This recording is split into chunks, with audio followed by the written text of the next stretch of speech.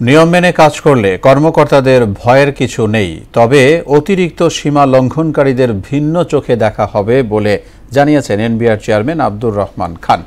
Dhaka customs house পরিদর্শন শেষে তিনি এসব কথা বলেন। জুন পর্যন্ত 3,68,000 কোটি টাকার রাজস্ব সংগ্রহ হয়েছে বলেও জানান এনবিআর চেয়ারম্যান। রেজা খানের রিপোর্ট। প্রায় 2 মাস এনবিআর কর্মকর্তা কর্মচারীদের আন্দোলনে ঝিমিয়ে পড়ে দেশের আমদানি রপ্তানি বাণিজ্য। সম্প্রতি সরকারের কড়া হুঁশিয়ারিতে আন্দোলন থেকে পিছু হটার পর প্রথমবারের মতো ঢাকা কাস্টম হাউস পরিদর্শন করেন এনবিআর চেয়ারম্যান। প্রতিষ্ঠানের সভাকক্ষে গণমাধ্যমের মুখোমুখি হয়ে তিনি বলেন, বর্তমানে কাস্টম অপারেশন পুরোপুরি স্বাভাবিক আছে।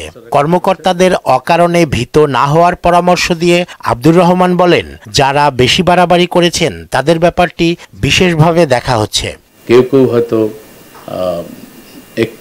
একটু না, অনেক বড় আকারেরই যেটা আমরা বলবো যে সীমা লঙ্ঘন করেছে, সেটা হয়তো ভিন্নভাবে দেখা হবে। সাধারণভাবে আমার মনে হয় না যে কারো কোনো ভয়ের কোনো কারণ আছে।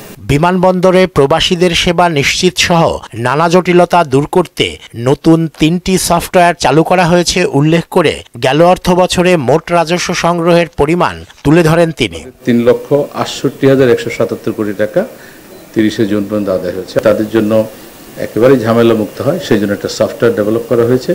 ব্যাগেজ রুলসের আওতায় যে সকল পণ্য খালাস হবে সেগুলোকে দ্রুত এবং ঝামেলামুক্তভাবে খালাস করার জন্য সব মিলিয়ে বছরে 10 ভরির মতো স্বর্ণ ওনারা বিনা ট্যাক্সে আনতে পারবেন। এটা আমরা এই বছরের ব্যাগেজ রুলে নিয়ে আসছি। কাস্টম ও শুল্ক স্টেশনে ব্যবসায়ীরা যাতে বিড়ম্বনায় না পড়েন সে ব্যাপারে সর্বোচ্চ নির্দেশনা জারি আছে বলেও জানান এনবিআর চেয়ারম্যান।